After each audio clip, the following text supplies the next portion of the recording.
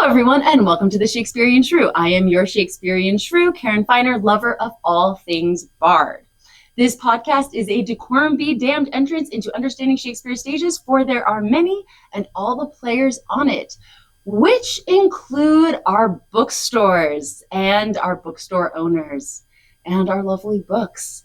So we are at the magical Second Story Books in OKC, talking books, bookstores, coffee, and controversial authors.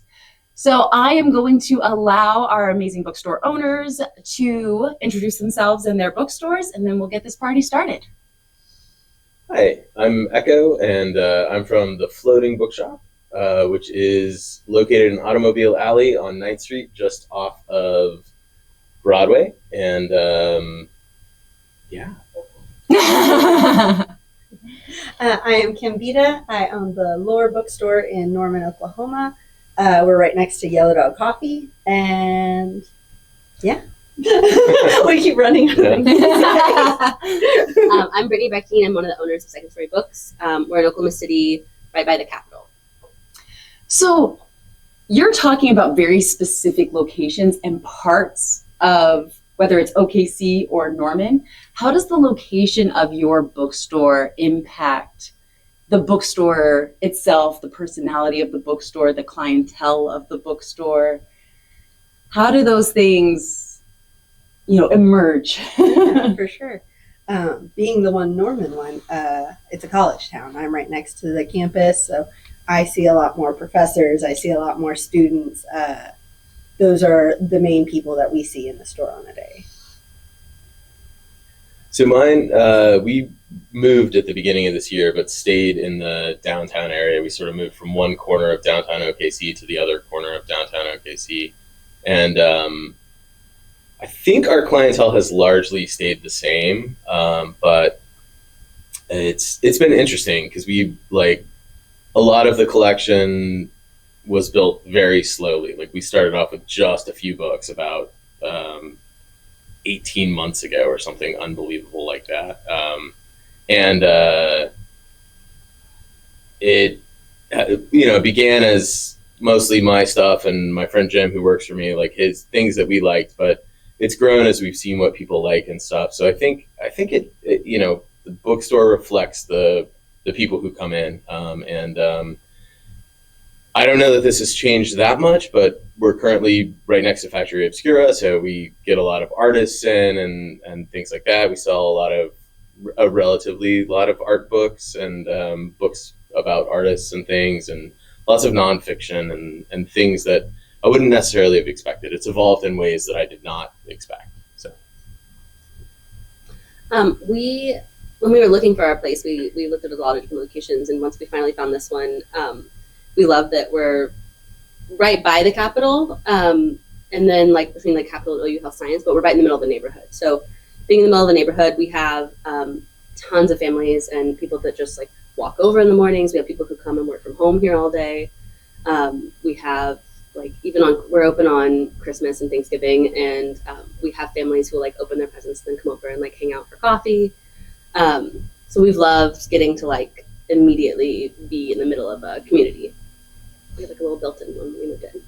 So it sounds like it affects your stock definitely in terms of who your clientele might be. It also sounds like a lot of you have traditions in your bookstore, or things that have been events that have been created, things that you have started that reflect the clientele that comes to your bookstore. I loved the Christmas example. So one of those big events that I am really, really excited about is the Central Oklahoma Independent Bookstore Crawl, which is coming up fast. And so for this one, it's interesting because it's not an individual thing. It's not something that just one of you is doing. It's something that you've created that connects all of the bookstores in Central Oklahoma. How did this come about? This is its third year running. How has it changed? And I mean, Michelle and I are definitely going on this crawl. So what are we expecting? And you can answer any of those in any order. Oh, yes, we will definitely have to talk about the golden ticket. Kim, do you want to start, since you were really kind of... Yeah. the beginning of this? So what year was that? That was 2023. Yeah. I was still a mobile bookstore at the time, and I was really trying to figure out ways to participate in Independent Bookstore Day. And the Midwest kind of chapter of bookstores, they do like a passport book and they do a crawl up there. And I was like, why can't we do that here? And I reached out to several of my friends who helped me get started, because the book selling community is nothing if not supportive. They've been so helpful in me getting off the ground. So I reached out to everybody I knew, and Googling bookstores in the area, and I was blind emailing people like, let's do this. And we put it all together in 2023, and it was kind of a rush job, but it turned out really cool, and it's just grown from there. I think last year we had 17 participating stores in it. The first year we had 7, so over doubled. That's pretty good. How many are participating this year? Do we have a hard number yet? 20. Yeah, I don't know that we have a final number yet. I think Yeah. we're still waiting on one, but it's over 20, right? I think so. Yeah. Yeah. Yeah, we've had how many open just in the past, like since last Independent Bookstore Day? Yeah, 4, 3 or 4. yeah, At least. definitely. On like Fox and Fawn, I think they were just getting started last year, and Yeah. so they're really going to get to participate this year. Night Snook, Yeah. Love Lost and Bound Story. is opening this weekend. Yeah, Lost and Bound. Yeah. Mm-hmm. Bookstores we've never been to. Yeah. Well, that's one of the great things that I'm jealous of, is that people get to go and see I all know, of these that's the bookstores. worst part. And one thing, I don't know if we've mentioned, the Saturday of the book crawl, because the book crawl will be all weekend, is Independent Bookstore Day. And it's a day across the country that celebrates independent bookstores. We all have exclusives from publishers and things like that. Some people do store exclusives. Do you have any like actual store exclusives? No, we got Okay. some like UK copies of Language of Dragons. I'm holding back. you're the only So yes. the only people that are going to have that Yeah. in town. I got the sprayed edge copies of Paul Tremblay's horror movie. Oh, yeah. And Oh gosh, I'm in trouble. but that day is a day nationally that celebrates. So it's like a party, and there's independent bookstore fans in all the bookstores and everything. And then added to that, there's all these people that are doing this crazy, like, did y'all do it in one day? Yes, Yeah. we did it in one day. So you have the opportunity to do it in multiple days, but there are all these people who do this crazy thing where they go to all these bookstores from Crescent to Norman in one day. And it's just awesome. And it's awesome to be there working it, but I Yeah. wish I could go on it one Yeah. time. You know? Yeah, it's fun to watch like on everyone else's social media, because I'll see you guys like post somebody and then I'll see them in the store, Yeah. and yeah, it's fun to see. See friends. Yeah, make last trips year there was a around. Waldo, Yeah. and I was following Waldo as he was shared with Yeah. each person's store, and I was like, remember that. when is Waldo Yeah. coming to my store? And thankfully Waldo came to my store. And then there is the Libro.fm independent bookstore thing. Yeah, we'll have that. So Libro FM does a thing. If you sign up through them, you can sign up to have a golden ticket. So a lot of us, you guys both have one? Yep. So a lot of us will have a golden ticket that day that we get to hide in the shop somewhere, and whoever finds that gets 12 free audiobooks from Libro FM. And we Libro FM is a can't really find great platform in general, because year round they support independent bookstores. It's a really great way to get your audiobooks and to still support your indie bookstores.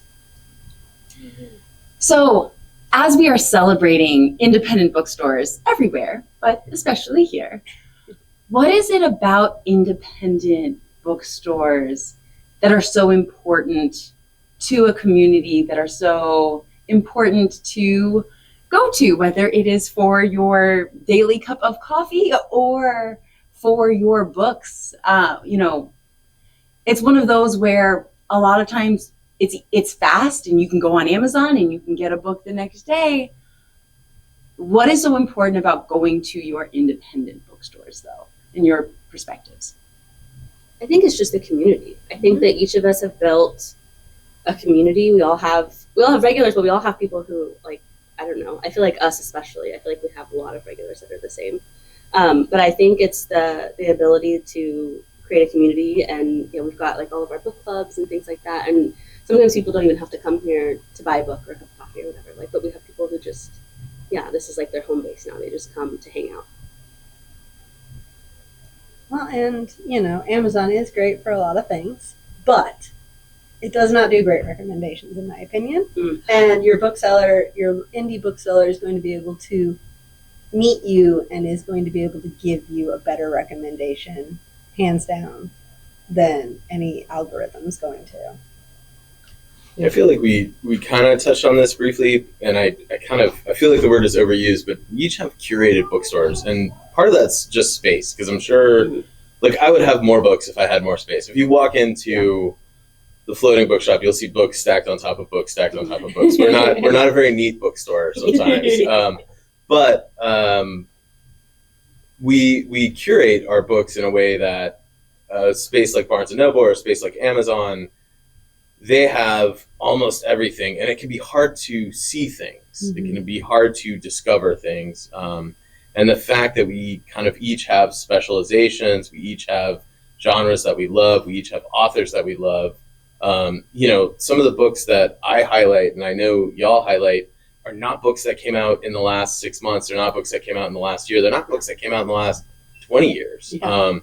They're just the books that we love. And that's not something that you'll get from Amazon, definitely. And it's something that you'll get occasionally at bigger bookstores. But it really, every book in our stores is a book that we thought, does this book deserve a place on our shelves? And it's a book that, if we haven't read it, we want to read it. If we don't want to read it, we know there's a customer that wants to read it. And we know we can name that customer for you. We can say, like, I ordered this because I know Jim wants to read it. So.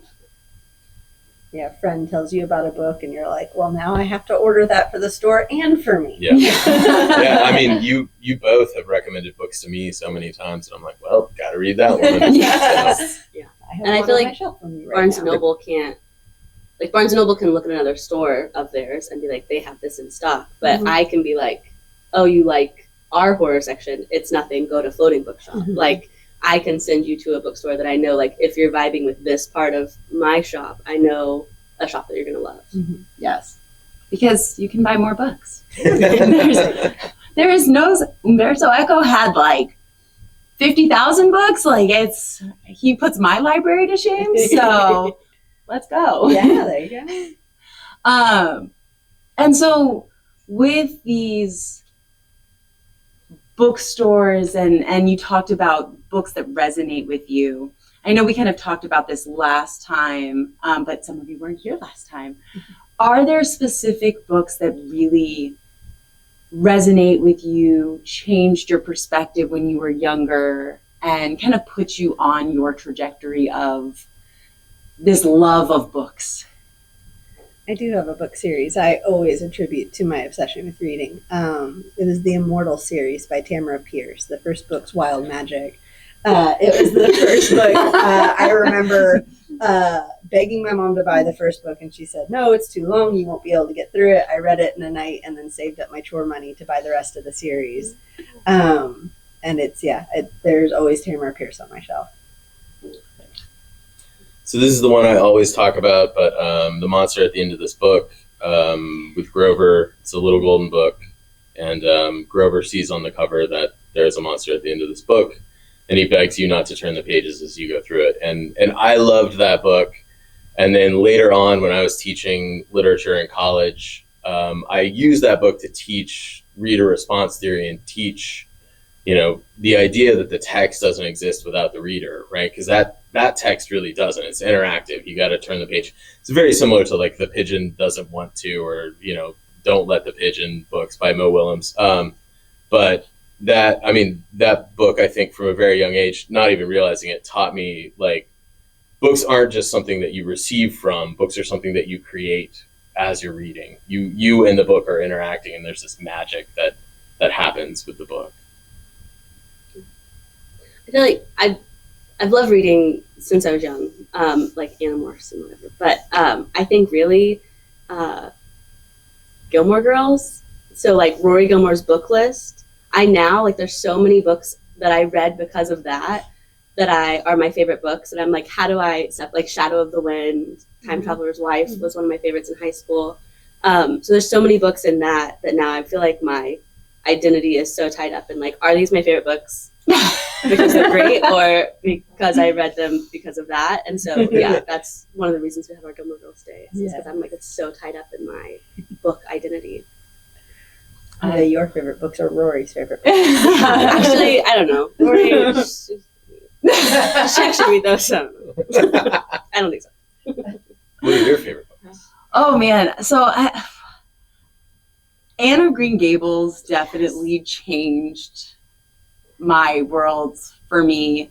But also, I mean, honestly, The Three Little Pigs, that story, my mom would tell it to me over and over and over again, and she would always change the characters. Mm-hmm. And then I would start taking over, and I would start changing the characters, and it made me just love stories. And so I think that's what led me to want to write and kind of create my own stories. But yeah, I just think that books just give us all of these possibilities.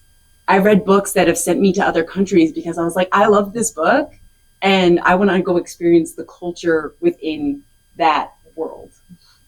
And so I think it sets us up to explore other places. So every time I'm in a different country, my first thing is, where are the local bookstores? And you know, my favorite bookstore is in Jerusalem, because it's like you were talking about, with books on top of books on top of books.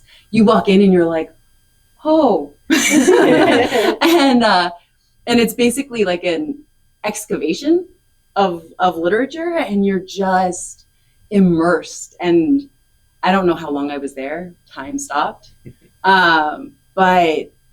You know, I think for me, it's that idea of finding something I didn't expect. And South Korea was another place where I had that same opportunity and ability. And so that was really interesting, because I was like, I can't read these categories of books. So I'm just going in and trying to figure out, like, where are the books in English? Like, what? And so that one was even more difficult because I just didn't have a foundation for the language. But it led me to some great authors that I never would have otherwise experienced.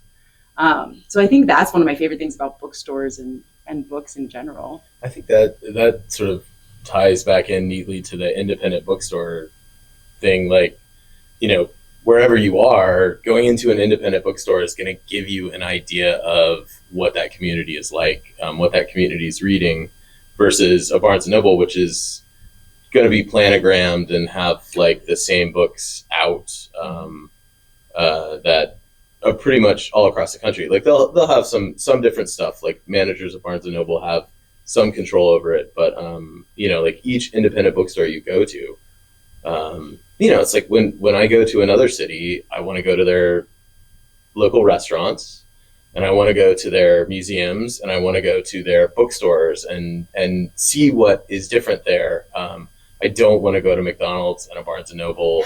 And it's really fun to do that here too, because I think sometimes, like, if I don't walk into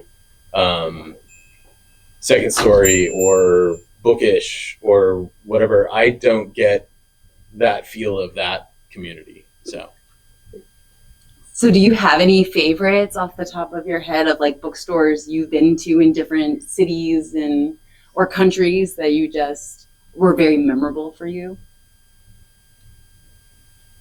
I don't travel very much, unfortunately. This is my third year of having the business, but first year in the storefront.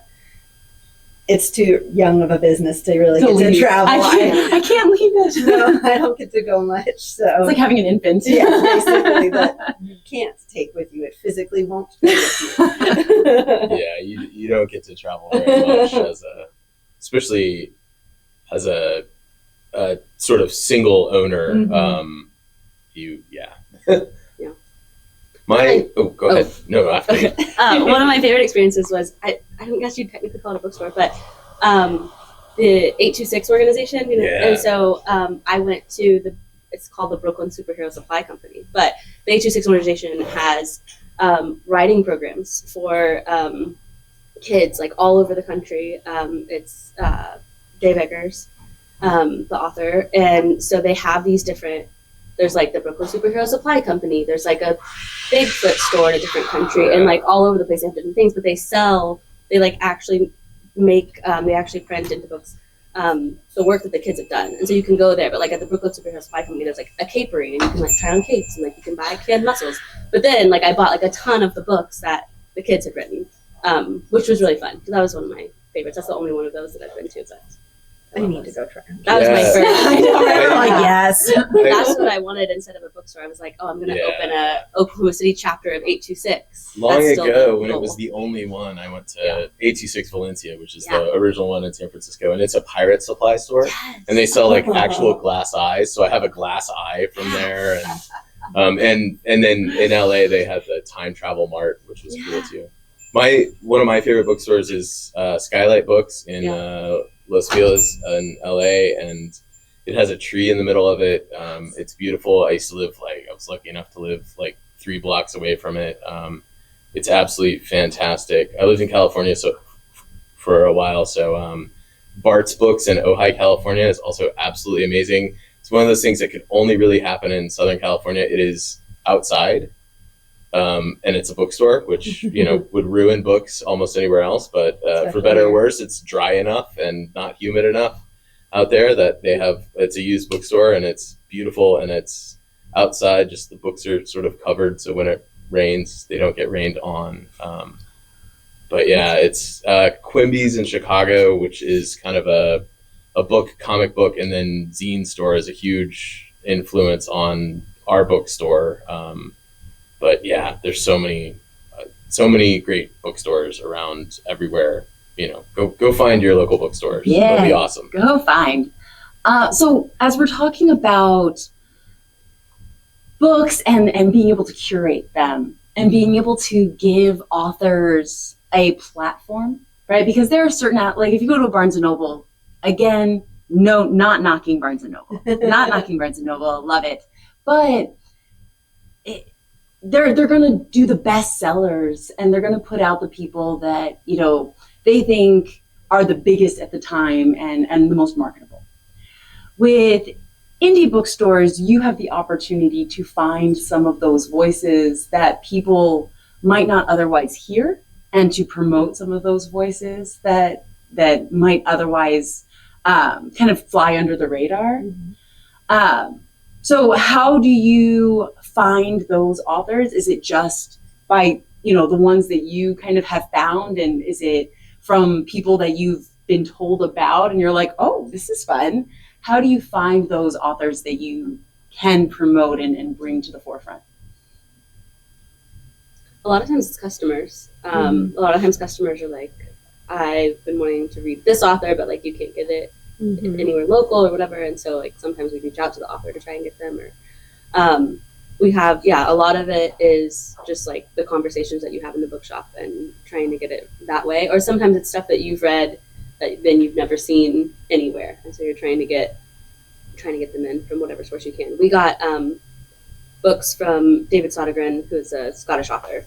And so I had to message him for him to send us books because he's not traditionally published. So that was a customer that had told us about him, and we ended up reading it for a book club, and then it was like on a bunch of our top 10 list of last year. It's so good. The Heart. Oh, very nice. I love finding about new books.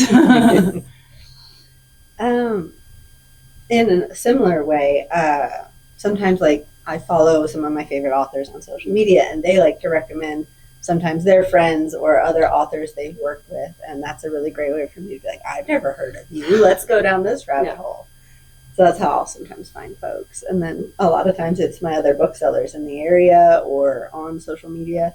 They'll be like, we just got this book in from this Scottish author. And I'm like, that sounds really cool. I now need that. Yeah, I think, the internet and social media is not so great for reading sometimes because it can distract you from it. But other times it's really great because not only can I interact with y'all, but other bookstores around the country, I can see, like you said, what they've gotten in and stuff, and customer recommendations. I also, it is library week, the library. We have several customers who are librarians at the Metro Library and the Pioneer Library System, and they will frequently come in and say, "Oh, we got this." I used to have, still have the friend, but I had a friend who used to work in sort of cataloging and bringing in the new books at the Pioneer library system, and she would say, "Okay, I just checked in this book," because she would see just tons of random books come in, and this one has Echo written all over it. You need to find this book and get it. So that's a good friend. But yeah, so the library as well is a great place to find books. Ask your librarians. They know at least as much as we do about books, more than we do. So with the flip side of that coin, right, we've got the ability to put out voices and promote voices. We're also dealing with a situation of banning books and dealing with controversial authors, both because some people think they're promoting ideas that they think could be dangerous for society or bad for the community, and well, no, on the other side it's the same thing, but just on the other side of the spectrum. So how do you deal with what's going on? Because I mean, it's not like banned books are it's not a new thing, but it's definitely become a bigger thing. How do you deal with those kinds of books, whether it's authors that you don't necessarily align with in terms of their belief systems, or that other people in a conservative community might push back against? My phrase I use a lot is hate is the only thing I don't tolerate. So as long as the author or the text in the book is not being hateful to anyone, I don't care who it is, then I'm fine. But if the author is using the money to be hateful or to cause harm, or the book is causing harm by being hateful, I won't shelf it.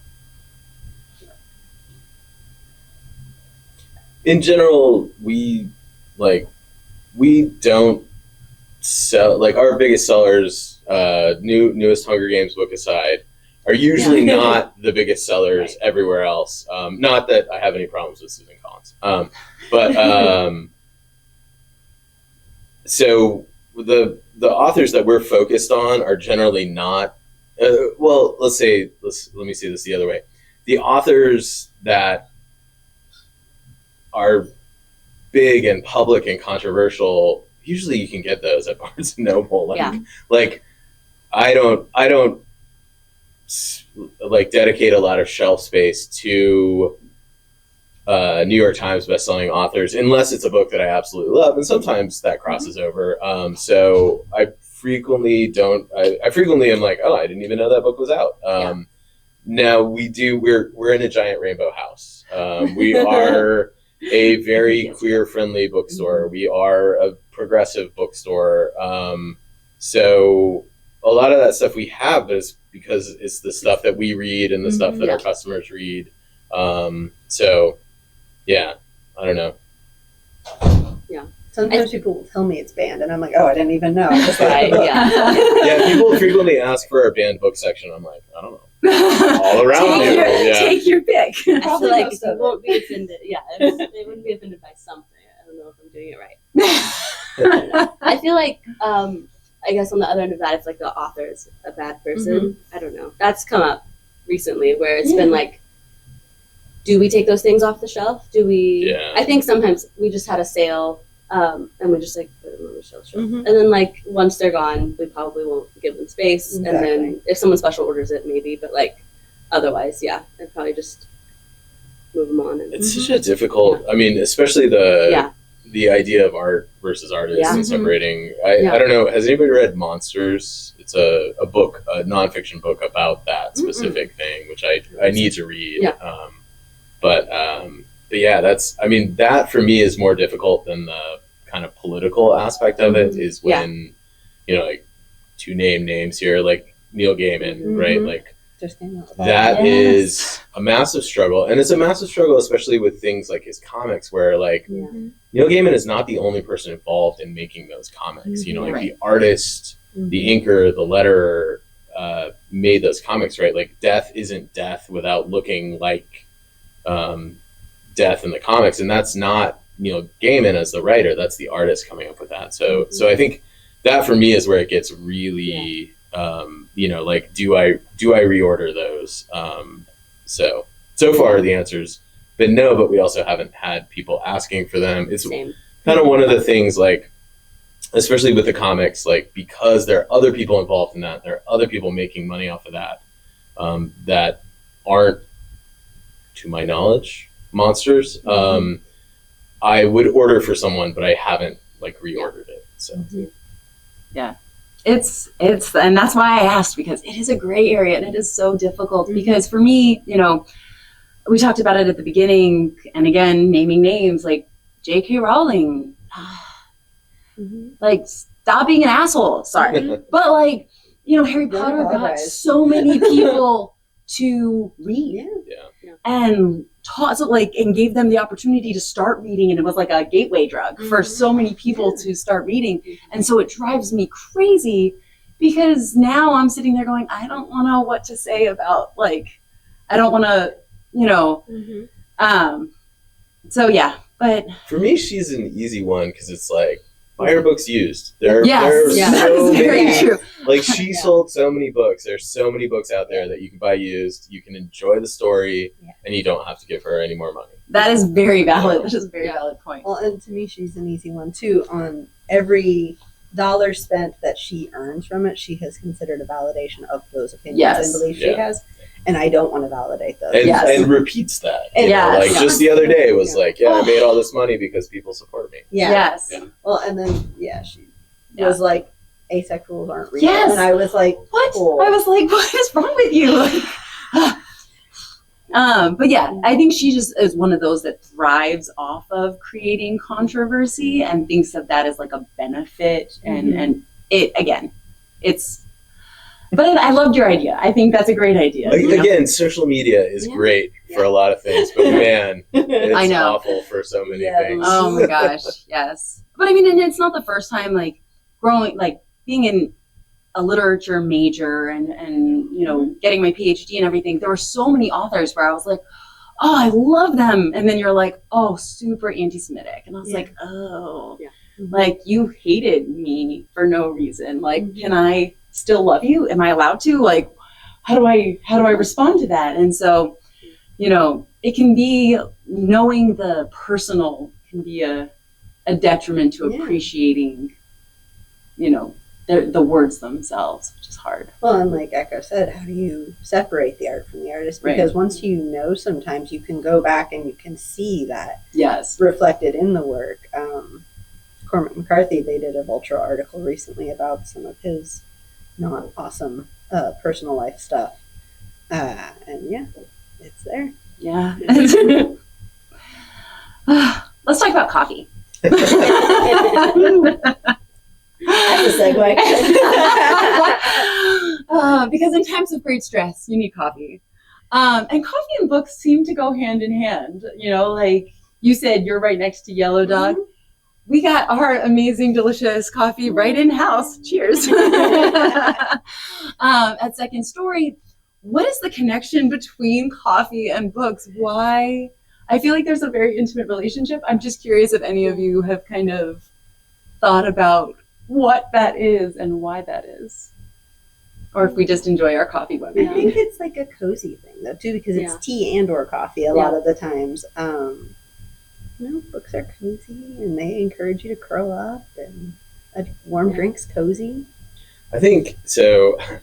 I'm wearing my Stitch hat here, which we used to be down the street from Stitch, but I have become obsessed with pour overs largely because of Stitch, which, whatever. I'm a trendy person, but I think tea and pour overs and things like that, they encourage you to slow down. Like, if you order a pour over, you're waiting there while they do it, and it's not going to taste great in a to-go cup. Like, you really need to sit there and drink it. And same thing with tea and any kind of coffee.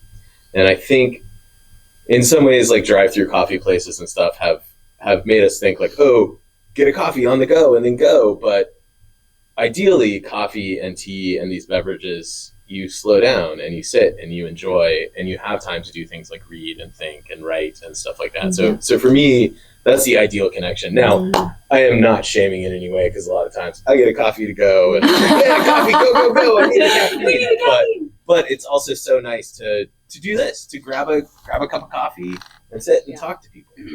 I think Kathryn's going to weigh in on this. I do. So there is actually a long history between books and caffeine, and it was, like almost everything else in the Western world, kind of steeped in colonialism. So, oh, great. But so for a very long time, especially in Europe, so people drank beer, right? And that was their everyday drink because water wasn't safe to drink, so they would drink beer, and everybody was just a bit tipsy all the time. But when tea and coffee came over, they boiled the water to make the tea, and instead of a depressant, it was a stimulant. And people are like, oh, I'm having clarity of thought. And tea houses and coffee houses opened, and people sat there thinking their non-drunk thoughts. And the coffee house and the bookstore became the thinking salon where people would come and sit and think about things because they had caffeine instead of alcohol. Their new slogan, Second Story Books, non-drunk thought. That is awesome. Although personally, I'm a big proponent of books and beer. So. Yes. As well. I mean, everything in moderation, including moderation. Right? You know. I mean, 4 of my book clubs do happen at a brewery. Right. Yeah. And I'm pretty sure Shakespeare was more of our drunk thoughts guy. So we can see the greatness on both sides of the spectrum. The Brew Shrew approves. The Brew Shrew approves.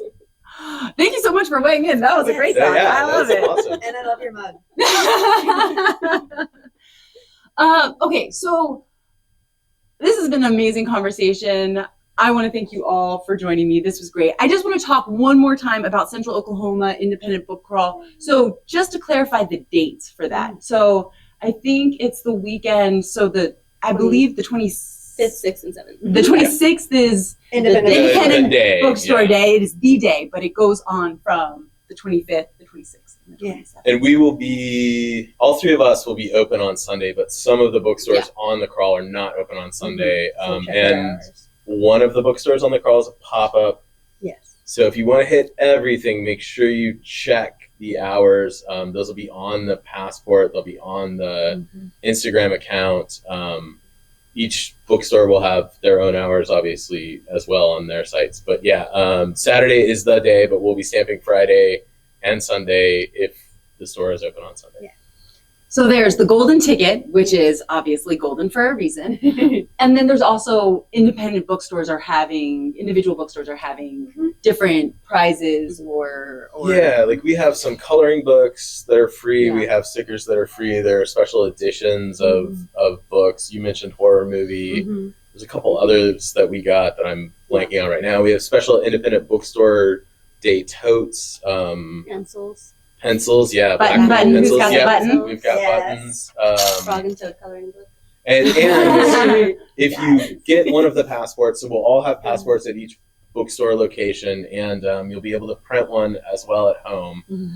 You can collect stamps and enter to win various prize packages from each of the stores. It'll be kind of a mixture of prizes from stores all over the crawl. Trail crawl. What's the social media page they can go to? I just changed it. We just changed it. So it is Central OK Bookstore Crawl, I think. Although let me double check that. Double checking is And we will go ahead and add that to.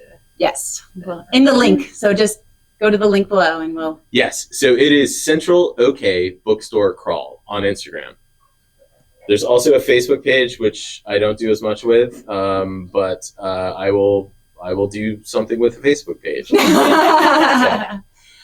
So hopefully all of you will come join us because Michelle and I will be on the crawl. So please come join us as we crawl around Central Oklahoma looking for books. Yes. And coffee, of course. You can't have one without the other. And maybe beer. Always beer. The brochure says always beer. Depends on Make the sure time you have of a day. driver. I drove last time. Thank you. Oh, it's my turn. Damn it. All right, everybody. So I hope to see you all out on the crawl. If you see me out on the crawl, please come say hi, take a picture. We'll post it on our Instagram. And we will be posting pictures of all of our book stops along the way. So we will see you all in a couple of weekends. Thank you so much for having us. Thank you. All right, everybody. Enjoy your weekend. And just remember, all the world's a stage, and you too can be a shrew.